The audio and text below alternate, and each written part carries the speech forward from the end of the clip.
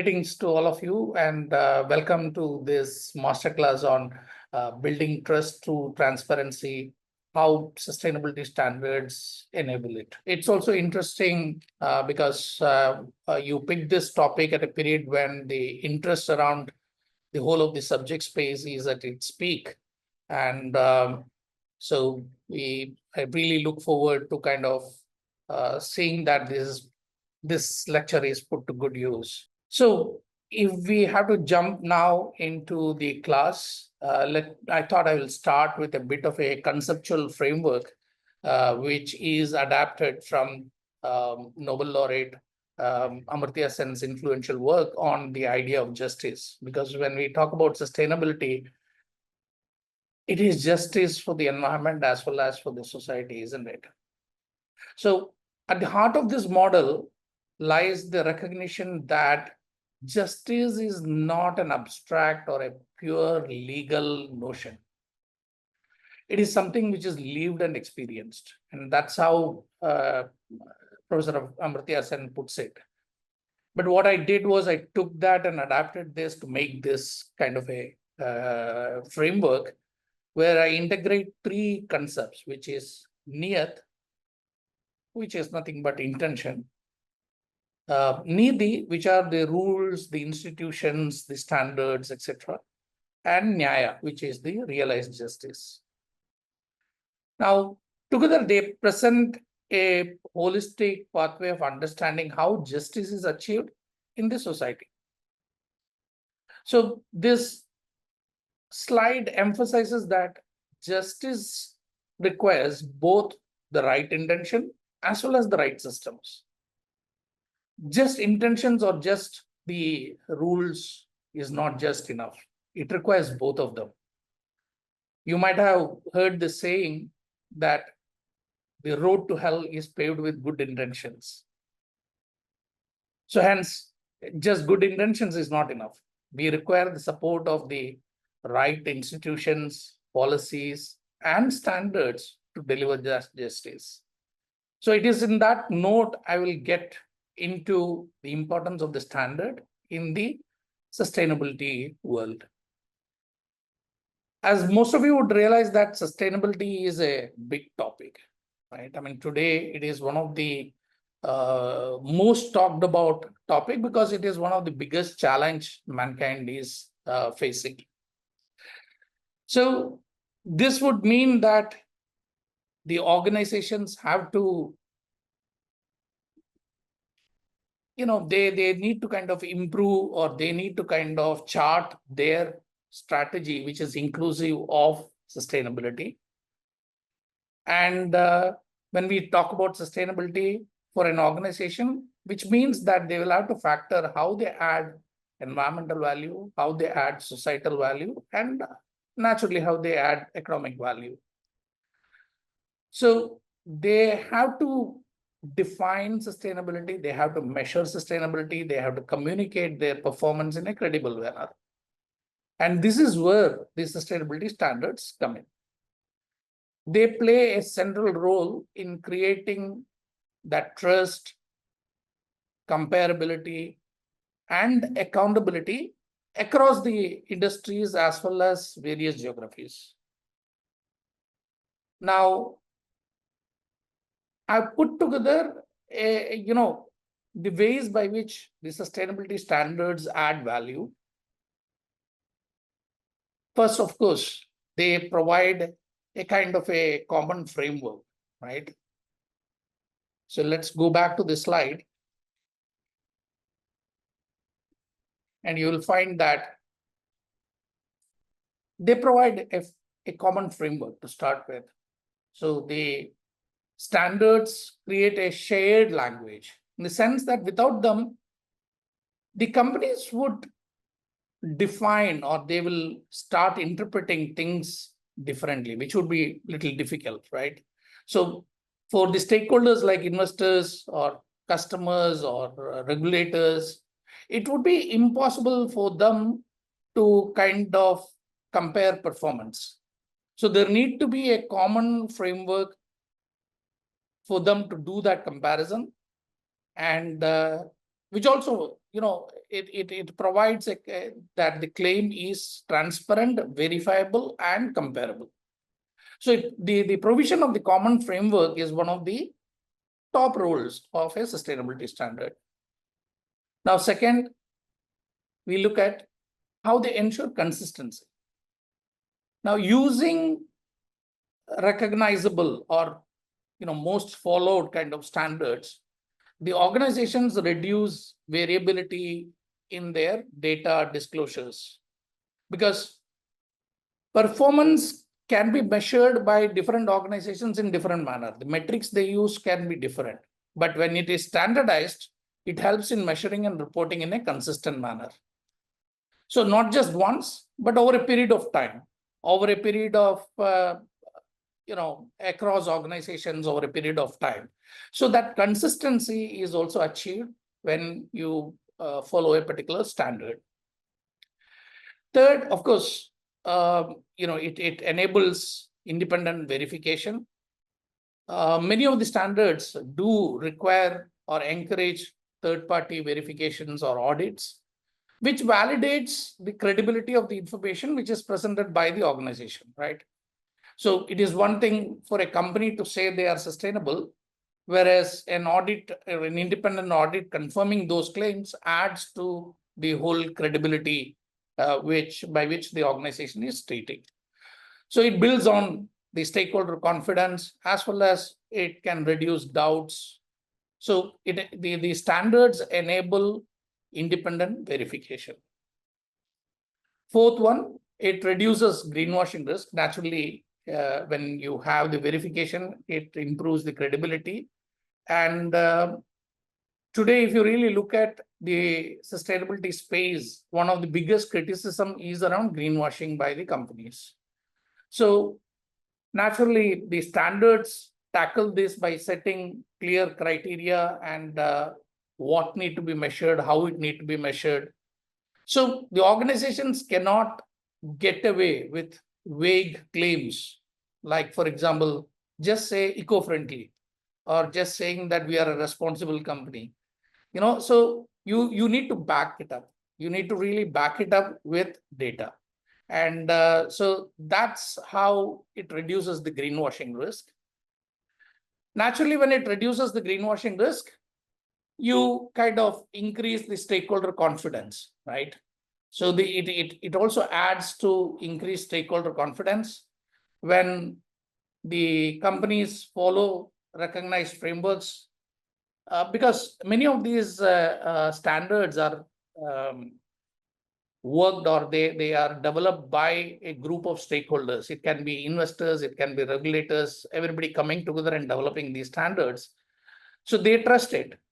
And trust is a currency in sustainability, right? And so the important part is that it increases the stakeholder confidence when you follow these standards. The standards can also help in terms of pushing accountability, because organizations set themselves some public commitments, measurable goals. You would have heard a number of companies saying they would be net zero by 2040, 2050, and all those kind of claims. So the standards really help to track the progress, and also whether these targets make sense. Because is it something of a convenience, or is it backed with science? These are some things which the standards determine. So it shifts sustainability from being that vague aspiration to something that is monitored, assessed. So that's how it promotes accountability, right? Naturally, the standards can also help market access, because many of the standards lead to certification.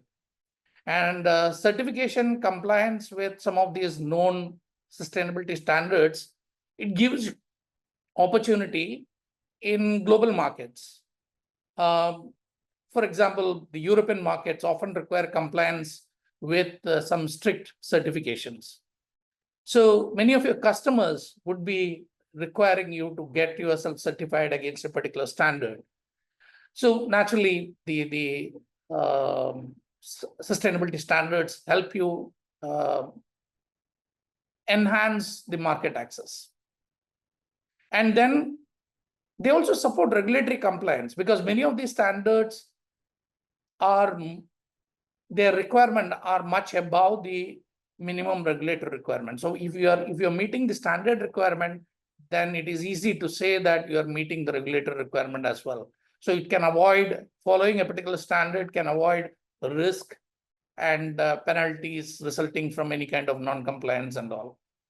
And naturally, finally, it also improves continual improvement, because when you are following a particular standard and you are disclosing what as an organization you are doing,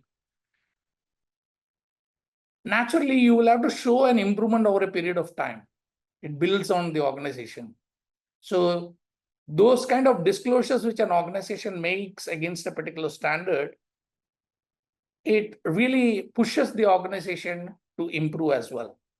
So you can understand that the whole of the standard provides structure, they ensure reliability, they reduce risk, they build trust, and naturally help organizations not just to comply, but also to thrive in the world of increased demands. And also it becomes a kind of a way by which you can say that you are following responsible business. So standards transform sustainability from good intentions into credible, measurable, and actionable outcomes. So that's the role of the standard. Now this can apply to any set of standards, right? Not just the sustainability standards, but then what are those sustainability standards which help you achieve this? So what I try to do here is that I have tried to bucket them into various categories of standards. And here you can see there are 10 buckets which I have arranged those standards. And we will go through each one of them. But generally, there are these process standards, which is stating as to how the process need to be rather than how the outcome should be. And then there are the disclosure and reporting standards, where the standards tell the organization as to how they should be looking at disclosures around sustainability or how they should do sustainability reporting. Then you have thematic standards, which might be on a particular theme, in the sense that maybe climate change or human rights or water, or so it can be standards around some of those thematic areas.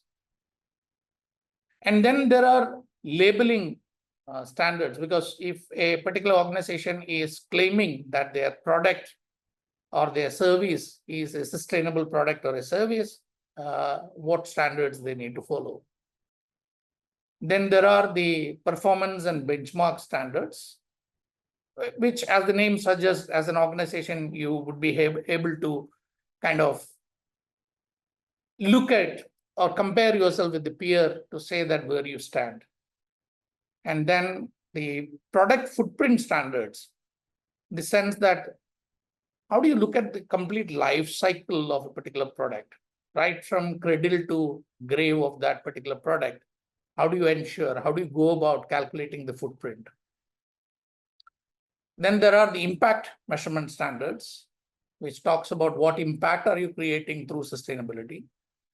Then there are sector-specific standards, like, for example, retail sector, or for example, steel. So each sector is unique, and what sustainability means to that sector can be a little different. So there are those sector-specific standards. Now, many of the sustainability standards would fall into the environmental bucket, but there are also ethical and social standards as well. So I have put that into a different bucket. And we all know that sustainability, we cannot improve the overall sustainability without properly financing it. And there need to be investment into sustainability. So there are financing and investment standards around sustainability. So we will look into that. So, but I have to tell you at this point that I will be using the term standard a bit generic, because as we go along these 10 buckets, and when I take examples against each one of them, you might find terms like guidelines or framework. But let me assure you that the examples I have included are all tools used to guide actions and to ensure consistency. So from that manner, they might be slightly different in their level of specificity and mandatoriness, but then we can definitely put them all together into the basket of standards. Okay. So maybe we should get along with each one of these family of standards, and let me explain you how they are important. Now, the first one, the process standards. These are among the most important tools the organization use to embed sustainability in their operation. And because these are standards which help the organization define systems, procedures, and also how they go about continually improving on sustainability. It is not a one-off activity, right? I mean, it needs to be integrated into the organization. So hence, it needs to be more systemic in nature. And here, these standards, instead of focusing on the outcome, they emphasize on how the organization would manage, the sustainability footprint, and as well as drive responsibility. As you can see, some of the examples over here, for example, ISO 14001, one of the most widely adopted sustainability standards. It has been there for quite some time. It provides kind of a framework for systematically identifying, monitoring, and reducing the organizational environmental impacts. And the ISO standards, as some of you might know, is that they operate in what we call as a plan, do, check, act cycle. And through that, it promotes that cycle of continuous improvement. You plan first, you do, then you check, and then you act on the outcomes. And then once you have achieved a certain level, you again plan, do, check, act. So that cyclic nature in which you go around the process is what leads an organization to continual improvement. Likewise, ISO 14,000, whereas the 14,000 is more on the environment side, 45,000 looks into the health and safety in an organization.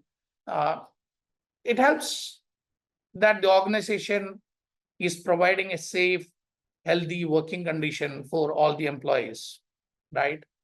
It not only reduces accidents, but also improves the morale, trust, and productivity from the employees, right? So it's a structured approach in improving the workplace safety and thereby reducing the risk.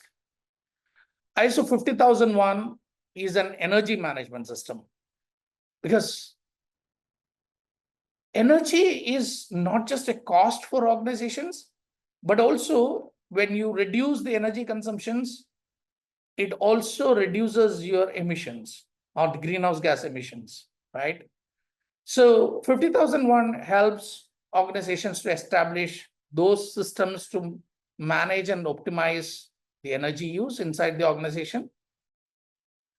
It helps how an organization can track, identify inefficiencies, and also the continual improvement cycle. Most of the ISO standards work on the continuous improvement cycle.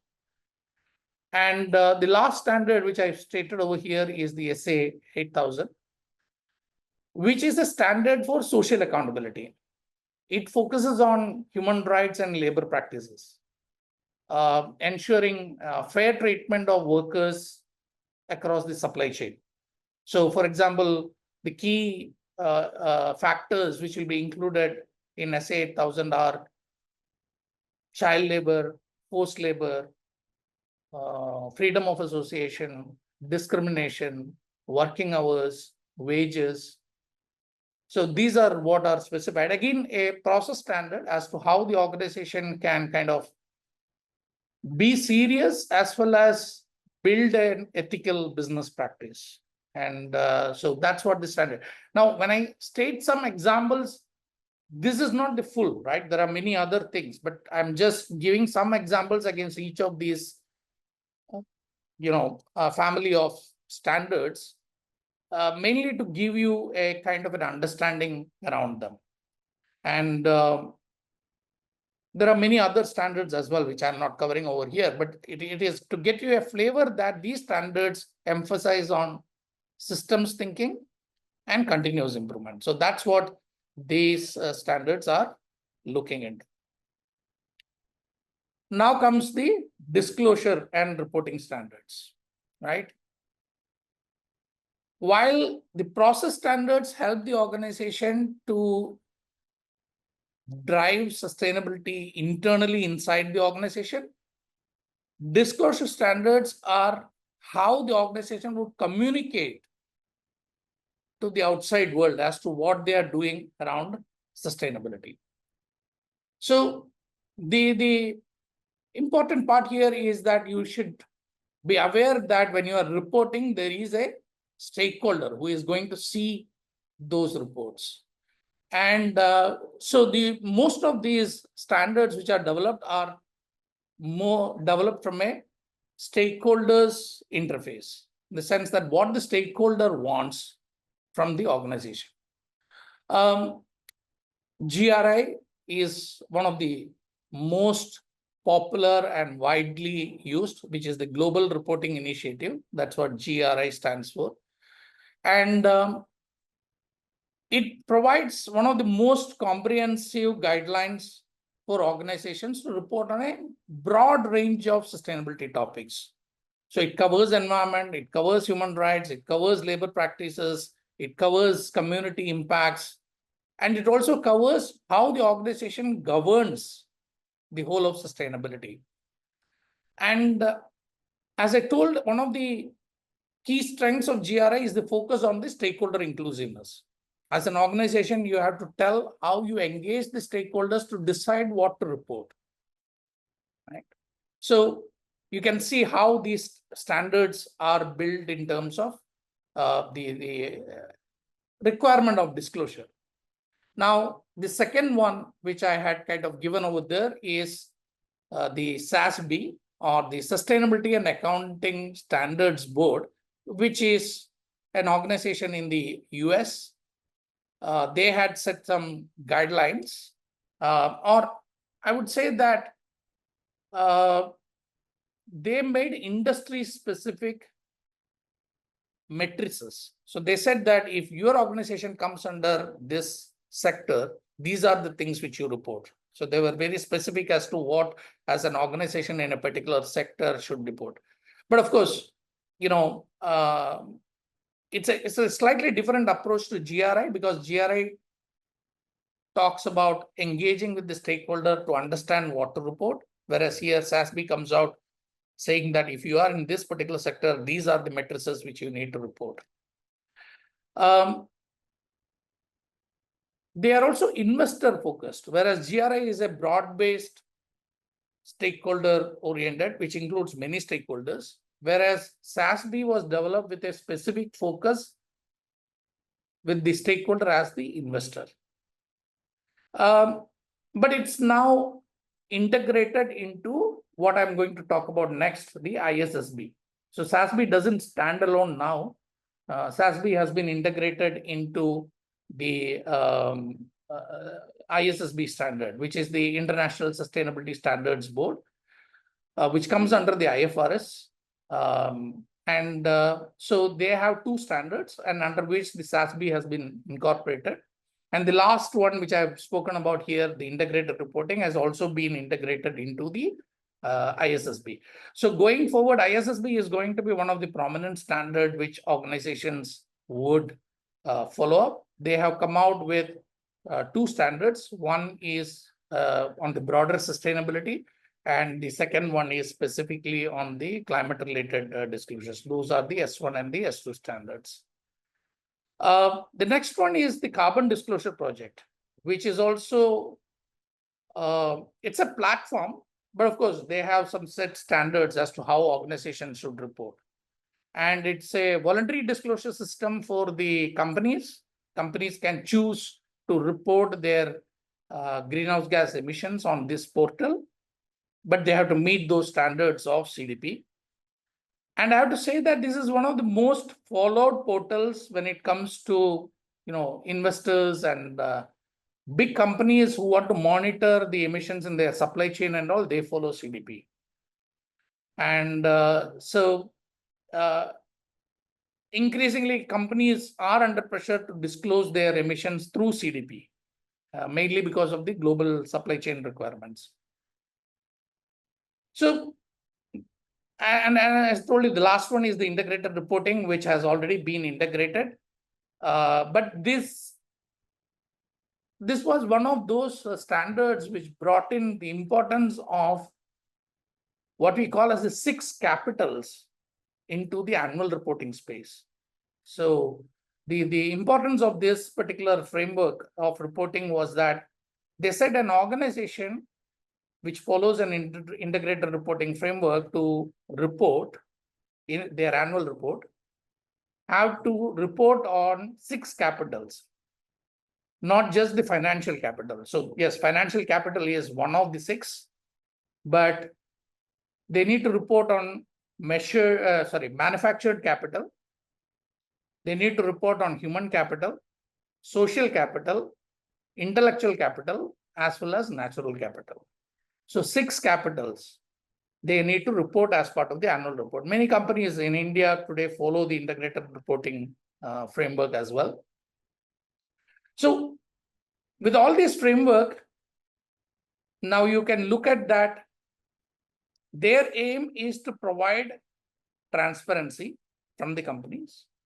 Their aim is also to provide comparability, because they define what, like SASB and all, they define what exactly to be reported. So they define the metrics, that this metrics need to be calculated like this. So thereby improving the comparability as well. And also the accountability, because we are talking about formal annual reports, which comes out with the approval of the board of the company, etc. So naturally, whatever the company is put over there is a requirement in terms of the accountability as well. So that's about the disclosure and reporting. If we move to the thematic and issue specific standards, you will find that these are standards which would dive deep into specific themes. As I've put, most of them are climate related these days, because that seems to be the dominant issue around sustainability.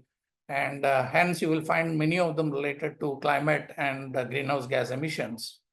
But yes, there are other frameworks as well, thematic frameworks as well. The TCFD is again one of those disclosure requirements for organizations as to how you will report climate-related financial risks and opportunities. So it's climate-related financial disclosures is what TCFD looks into. Again, this is also one of those standards which got integrated into the ISSB, which I had told you earlier. So you can already see that ISSB has been kind of bringing in many other standards, and it is going to be one of those important standards in days to come. Then there is something similar of the success coming out of TCFD.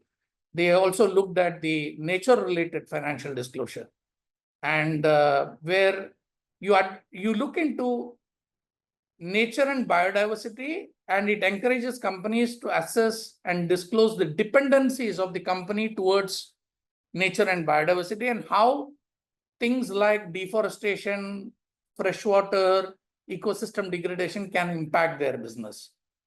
So that's what TNFD looks into. Then, of course, again, on the climate side, GHG accounting, there is the 14064, which talks about how an organization should do the accounting, as well as how an organization should go about doing the verification. And then you have the Science-Based Target Initiative, which is the SBTI, which is, a very important one because it enables companies to set their climate targets which are aligned to climate science. Because in Paris, we said that we need to align to a 1.5 degree pathway. That we, when we say align, which means that we should not let the world go beyond the global warming, which goes beyond 1.5 degree on an average across the globe. So there is a science behind it. So whether as an organization, when you set standards that I will reduce, let's say 20% by 2030 and net zero by 2040, whether those targets are aligned with the science or not, that need to be checked. For example, if you say 20% by 2030, it may not be sufficient, because when you apply the science, it is possible that 20% improvement may result into a 2-degree rise in temperature. I'm not saying just because of the organization, but if you follow the curve of the science. So as an organization, you want to set goals and targets aligned to the 1.5 degree pathway, and that's where the Science-Based Target Initiative helps. They also came out with the net zero standard, because organizations have been using this term net zero without proper definitions. Anybody would say we are net zero.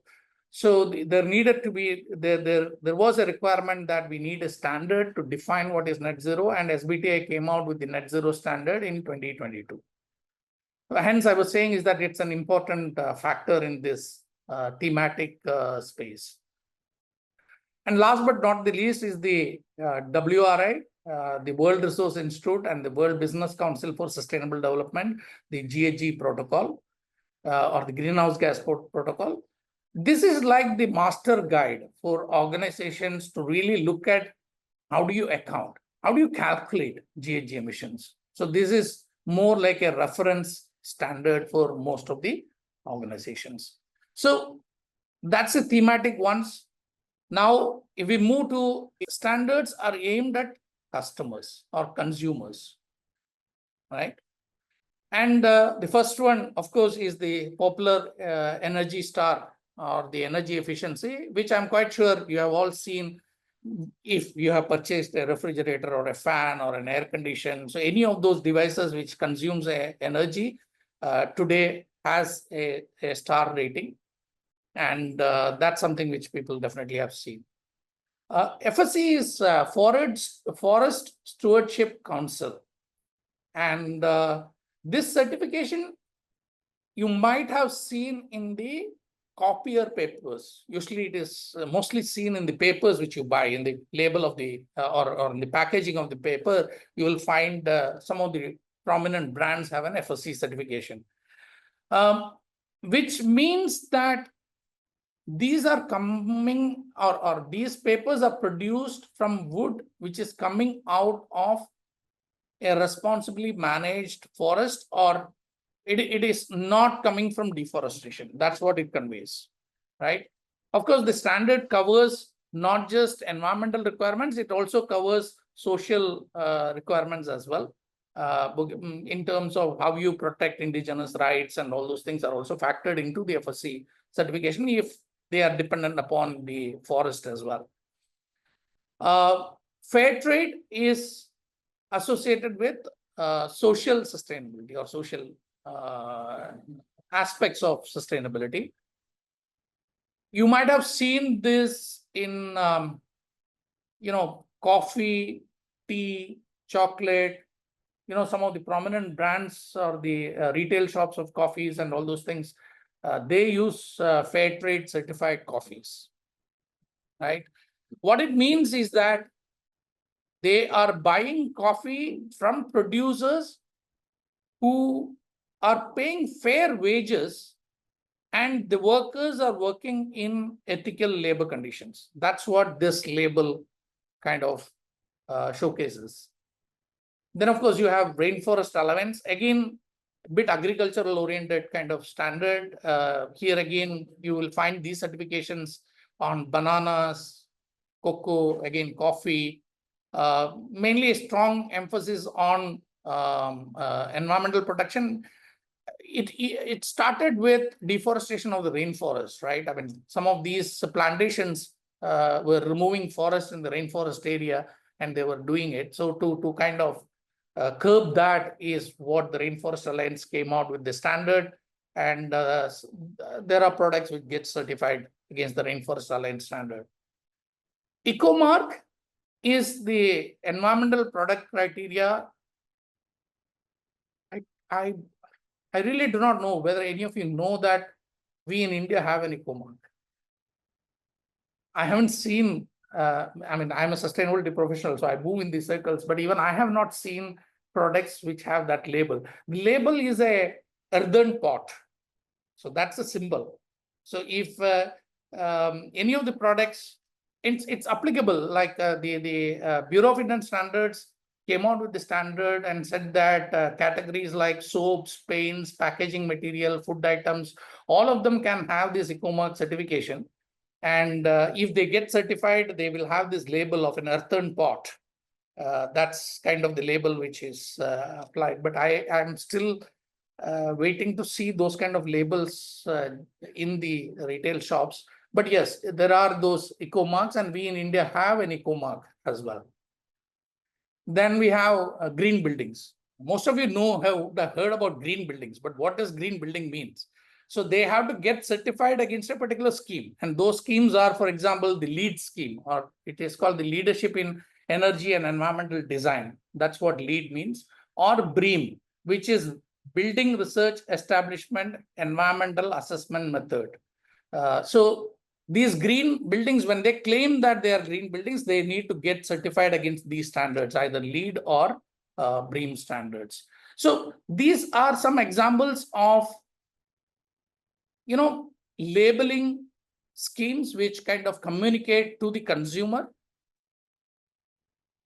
wherein you can say that what they did was that they made sustainability a little more like a tangible thing, which gives the buyer enough signal to make a purchasing decision, right? That's what these standards did. They can be a powerful driver for responsible consumption and production. If it is properly, the consumers are educated, and if we kind of spread the news around on many of the things, like, for example, the EcoMark of India, they can definitely be a powerful driver for responsible consumption again in the consumer segment. Now, for example, we move to the performance and benchmarking standard. Compared to the disclosure or certification standards, which focus on meeting a particular criteria, these standards are about relative performance. So, okay, your performance is this much, but how does it compare with your peer? Or where are you in the sector? So it is not just asking a company to be sustainable, but how that sustainability of that company is compared to others and in the sector or in the market. So that's what these performance and benchmarking standard tend to do. Now, the names which I have put over there, you will find that these are mostly kind of indexes and kind of ratings. And the popular ones are, for example, the Dow Jones Sustainability Index. Many Indian companies now get rated against, and it is publicly available. If you Google a particular name of a company in India and the DJSI ranking, you will get to know what is their score. So it's publicly available information. It is one of the most earliest, indexes which was started, or rating which was started, and one of the most widely recognized sustainability indexes around the world. Now, Standards and Poor's, or S&P, has acquired this. It is available under the S&P's family of indexes. And so it evaluates a company on a broad set of environment, social, and governance criteria, or what we generally call as ESG criteria, right? The same manner, the FTSE for Good is again another index. You have the MSCI ESG rating, or for example, the EcoVadis rating. All are similarly designed, and they measure the performance of companies around sustainability. The kind of stakeholders who follow them might be slightly different. So, for example, EcoVadis is mostly used in the supply chain sustainability performance. So, if you are a big organization and if you want to look into the sustainability performance of your supply chain, people use the EcoVadis rating. And whereas if you look at FTSE for Good or MSCI, these are more investor-oriented ratings. So many investors around the world follow this when they are making investments. And the performance standards, they really help to differentiate between the leaders and the laggards. Because otherwise, everybody would say we are a sustainable company, right? But these are standards which really help you to kind of differentiate how each company is kind of differentiated in their peer as well as in the broader sector as well. The sixth category is the product footprint standards. Now, essentially, they answer a very practical question. What is the product or what is the footprint of this product across the whole life cycle? You would have heard the whole debate saying that is internal combustion engines good or is electric vehicles good? And there are many studies which do this life cycle analysis, because it is not just the end of the tail end emissions matter. It is also a whole lot of how every material that goes into the production, what is their environmental footprint, what is their social footprint, everything matters. So sometimes you can't take a decision as to whether an alternative is good, bad, or ugly until unless you know the whole of the life cycle. And how do you go about looking into the life cycle? And that's what this family of standards help you do that. There is an old series, the 4040 series is the life cycle assessment series of standards under the ISO. And they talk about evaluating the life cycle from cradle to grave. This means from material extraction through production, use, and the final disposal.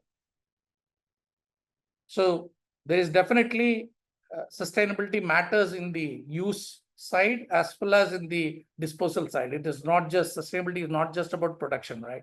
So the whole of the life cycle is what is looked into, and the standards of the 14040 series helps organizations to do that. Then, of course, there are specific standards focusing on carbon footprint, or then there is the PAS standard, which is, I would say today ISO has kind of taken over the PAS standard. And then on the water footprint, for example, water is a critical resource, right? And many people do not realize that in India, we virtually export water. We are a country, we are definitely looking at water as one of the critical challenges which India is going to face, because many places we have water shortages. But we grow things like rice. So think about it, that if you're growing watermelon and exporting it, you are exporting water. And there are many countries around the world, especially, for example, Israel, where their policy decisions and what to grow, what to import is decided based upon this virtual water trade. And it's so important. So when you consume tomorrow anything, you know how much quantum of water which has gone into that. And when you export that material, we are literally exporting water. So water footprint, again, and very important part. And how do you go about looking into or establishing the whole life cycle footprint on water for your products or even services is what the 14046 talks about. The next one are the impact measurement standards. Till now, we talked about standards that guide reporting, benchmarking, footprint, etc. Okay, doing all these things, are we actually making a difference? That need to be answered, right? Okay, as an organization, I'm certified for ISO 14000, or my product is certified for a particular standard, or my product is certified for Rainforest Alliance. Okay, but what is the impact of it? So there need to be a way of measuring that impact, and that's where these measurement standards come in. For example, in the apparel and footwear, it's one of those most criticized, resource intensive, and talked about, sweatshops, poor labor conditions, and all those things, the apparel industry, right? So they came together and established what is called as the Higgs Index. And it really provides the bands, the brands to kind of assess as to where they are in terms of the Higgs Index, because it helped create a common language among the whole of that sector as to what impact their product is creating. Of course, there is the SROI, which is the social return on investment, right? Which goes beyond measuring the financial returns. Because many times sustainability, people ask, what is the return on investment on sustainability? Or why should I invest into sustainability? That question is a bit irrelevant in the current way in which we look at ROI. Because do you value clean air? Do you value clean water? Because until unless these values come into the conventional accounting systems, asking for an ROI around sustainability is a bit absurd. So SROI is a method by which you can create a value for all these. So you can say that, okay, I invested 1 rupee and the net return is 3, which includes the social as well as the environmental return. So these SROI standards are there. There is an organization called Social Value International who has published the social return on investment standard. And of course, there are in the development sector, people use the other standards like the OECD DAC framework or the OECD's Development Assistance Committee. They develop the standard how to measure the social impact, which is mainly used by the development sector organizations. And then you have the UNDP SDG impact standards, which measures, because we set a very promising and goal in 2015 that by 2030 we will achieve things around the 17 SDGs, what we committed. So as an organization, if you want to kind of measure how much your efforts and activities are aligning to these SDGs, the UNDP SDG impact standards do help. And then there is the IMP framework or the impact management project, where a whole lot of investors, or what we call as the impact investors, came together and they set a standard. They emphasized on measuring the impact. And they said that there has to be 5 key dimensions to measuring the impact. What is the impact? Who is getting the benefit of the impact? How much is the impact? Okay, but then if you are one of the player, or if you are contributing, how much is your contribution can be attributed to that impact, and of course, what is the risk of my investment. So that framework is also something which the impact investors use today to measure their investments. So that's kind of some examples about how, whether it is measuring the water saved or emission reduced or livelihoods improved, these standards ensure that the sustainability efforts are not just well-intentioned, but they are creating the desired impact. That's the importance of this family of standards. We move into sector specific, right? Why are they important? Because each sector has its own environment and social footprint. For example, aviation cannot be compared with steel making, right? So you need kind of very sector specific standards. Or for example, can fisheries be compared with aviation? No. So I think you really require some of these standards which are developed very specifically to create a sustainable impact in these specific sectors. And that's something which is, it improves the credibility of sustainability practices in that segment. Like the Marine Stewardship Council, or what we call as the MSC. This is a blue tick mark, which you would see if you are, especially in Europe, if you are buying fish. And it's one of the most recognized certification in the sustainable fishing area. It's science-based, and it states what does it mean by responsible fishing. When you are over-exploiting the marine conditions, it really brings that out, so that the ecosystems are protected and the fishing operations are well managed. And that's what this particular standard kind of deals with. You would have heard the famous orangutan story and the palm oil industry, right? Palm oil is one of the widely used commodities in the world, but it is also very controversial because it is linked to a huge amount of deforestation, which was impacting the orangutans. So there was this roundtable of sustainable palm oil, or the RSPO, which was set up, and they developed a certification standard to ensure that the palm oil is produced in an environment and a socially responsible manner. So that's what the RSPO standard is.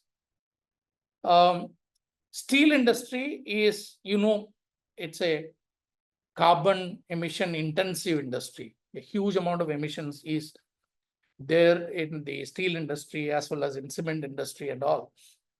So the steel industry came together and they devised what is called as a responsible steel standard, which kind of gives how the steel industry can reduce the emissions, improve resource efficiency, and also they look into the social aspects as well, and also the value chain. So that's a standard which the steel industry came out.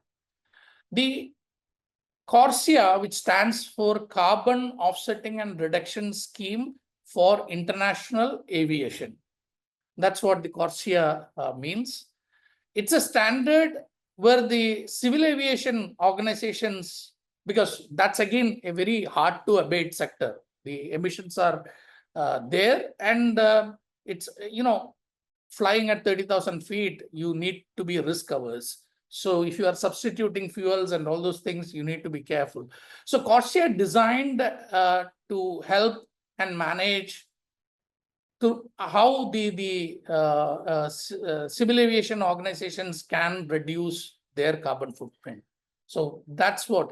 So what happens is that these sector-specific standards, they are crucial because they translate the very broad sustainability principles or the performance standards to practical industry relevant kind of guidelines, right? So maybe as an organization, as a steel company, you will be certified for 14,000, which is a generic environmental management system. But then more specific ingredients as to how you say you are more sustainable might come from the responsible steel standard. So that's how people would use these standards. Now, let's look at, we have been overemphasizing a bit on the environmental side. So maybe the next set of standards which I have to go to would be the ethical and social standards. They look at people, right? The human rights, labor practices, community impact. So these are the kind of standards which come under this particular family. And the ISO again, the ISO 26000 is one of those prominent standards, and it kind of helps, or it says how an organization can operate in a socially responsible manner. So it definitely helps an organization to bring sustainability into its core strategy. So that's how the 26000 helps. Then you have what we call as the Ethical Trading Initiative Code, and or popularly known as the ETI code, which ensures fair labor conditions in supply chains. So many of the global retailers, they follow the Ethical Trading Initiative. So when they are buying from a particular producer in a other country or something like that, they ask those producers or manufacturers to follow the ETI code. And so it's built on the principles of ILO, and ensures that there are no forced labor, there is fair wages, there are safe working conditions, and all those things. So that's what the ETI code is. B Corp is relatively new. It is, these came from what we call as benefit corporations. So originally it was intended like you have the private limited, you have the LLP. You can legally register your company as a benefit corporation. That's what the idea was. Currently, that legal acceptance is not there across many countries. India definitely does not have it. US has, Italy has, so you can register a company called benefit corporation in those countries. So when you don't have such kind of legal acceptance, they kind of devised a way by which any corporation around the world can definitely apply those principles. That's how the B Corp standard came into being. So B Corp is a certification kind of a standard which companies can use and get certified. It is not a legal way like benefit corporation, but it kind of came from the benefit corporation concept. RAP, or the Worldwide Responsible Accredited Production, is something very similar to the ETI, but more applicable in the apparel industry. So here it was more applicable in the garment industry, mainly to come out with their image of sweatshops and all those things. So you can see that these standards bring in that human element of sustainability, right? And they ensure that people are treated fairly. The human rights are respected, and the communities benefit from the company's activities, or the organization's activities. So that's how these standards kind of help. Now, last, the category. If we want to improve sustainability, naturally, finance has to flow into sustainability. You need money, right? And so in the world of finance, in the world of capital, there are some standards which investors do follow. And what I'm going to give some examples are those. The UNPRI is one of the, you can say, one of the most influential frameworks globally. It encouraged the investors to incorporate what we call as the environment, social, and governance parameters while they make their investment decisions. And if you really look at the signatories, so asset managers, pension funds, banks, they all become signatories to this UNPRI. There are many in India as well. And they are committed to responsible investment practices. So if you really look at all the signatories together, how much is their influence. And I can tell you that all those signatories put together is trillions in global assets. So definitely they have a influence to say how the sustainable future is going to be. Then in that slide, you also found green bond principles. Definitely when you are issuing a bond, right, it's a debt instrument.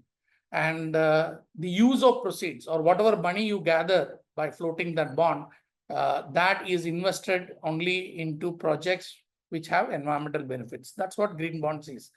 India definitely had a huge number of bonds, not just the private sector companies.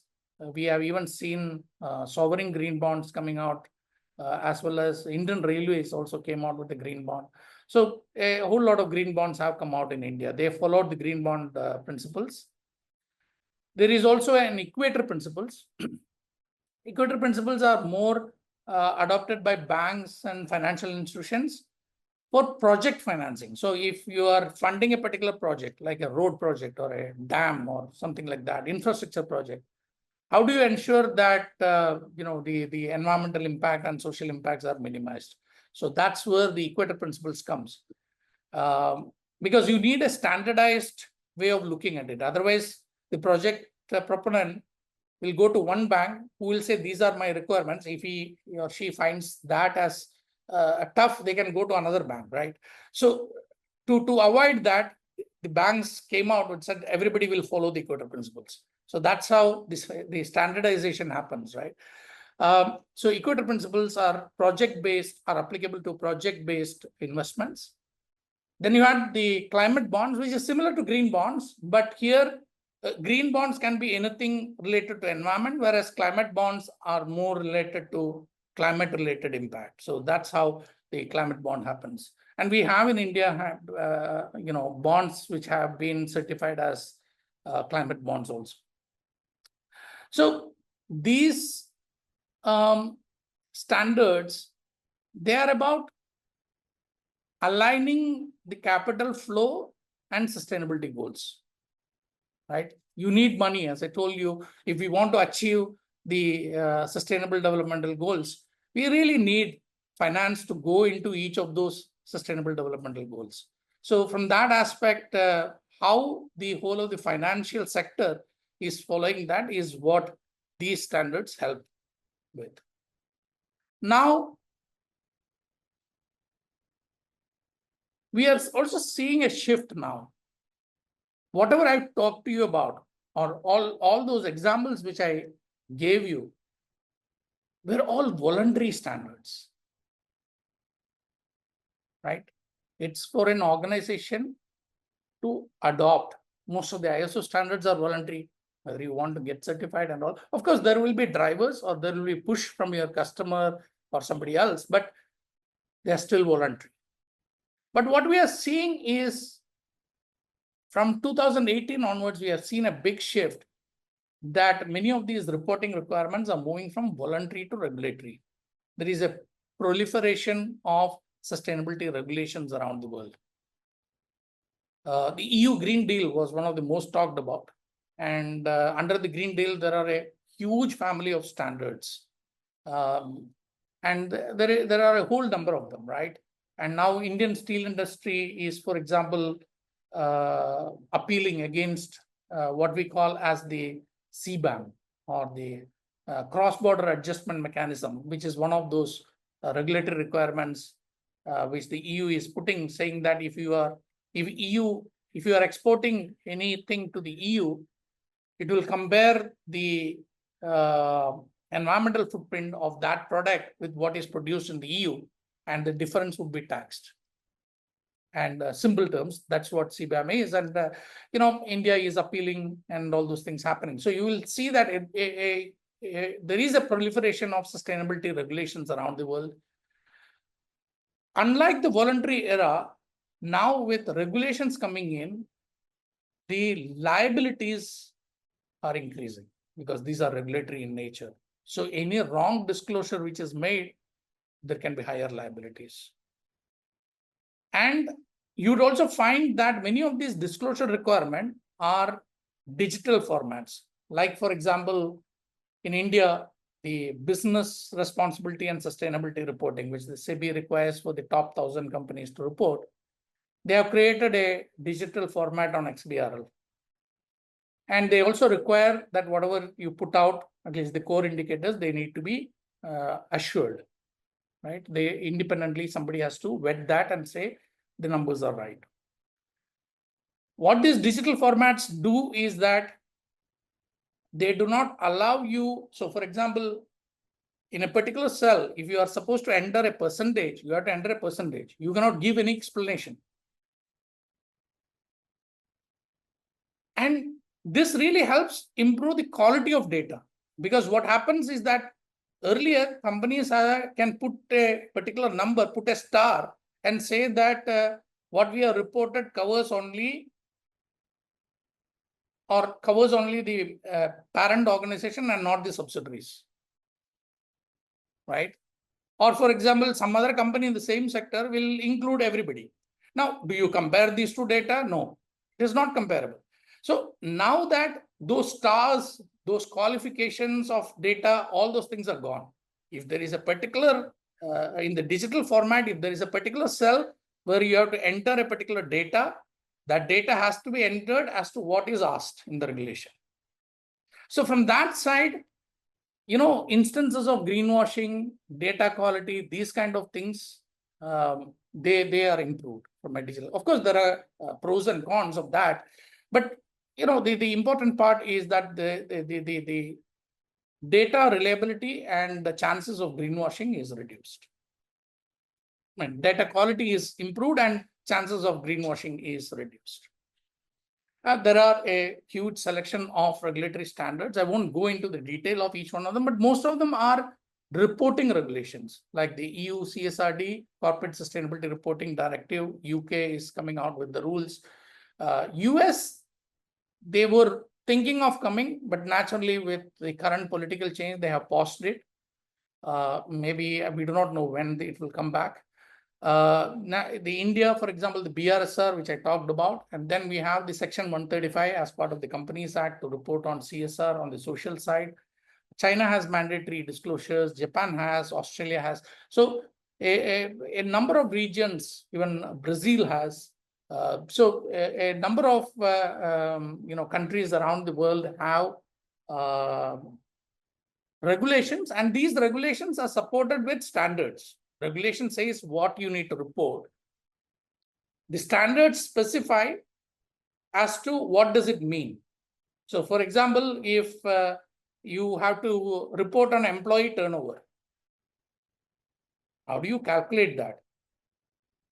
Because every company will calculate in a different manner. Somebody would say 31st of March, for the whole year, how many people left, and divided by 31st of March, how many employees are there? That would be by, employee turnover. Somebody would say, no, that cannot be because I add a number of people in that. So let's do a weighted average.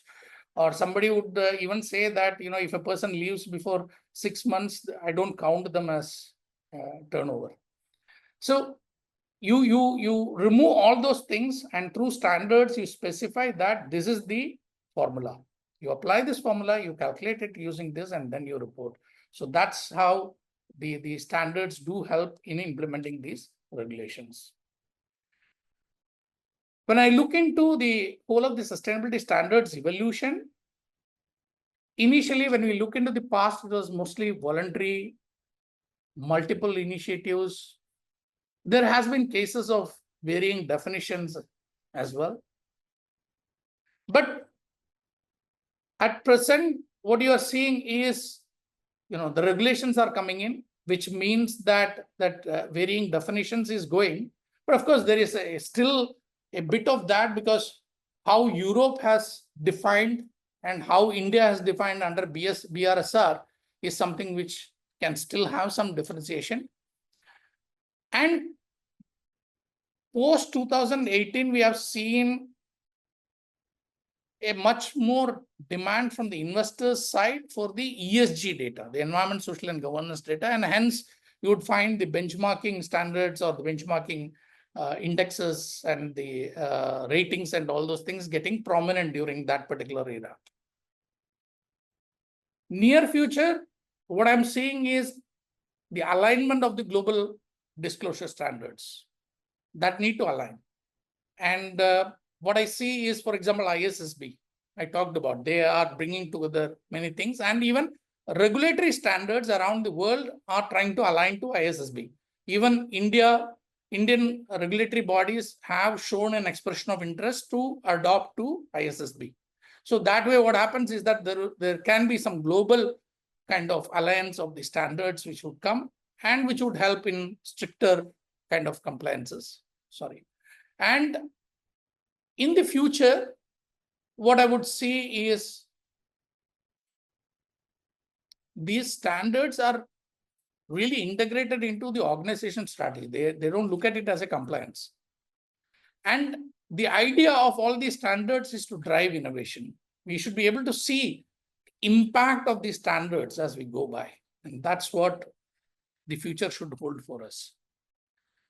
So I think I'll stop there. And thank you all for your patient listening. On the positive note that let's see the future, we'll see the impact of all these sustainability standards. And so it's kind of a sincere belief from my side that by attending to this session, you have acquired a sense of importance to the sustainability standards and how they can be used, or how it can drive the future of sustainability. So thank you all.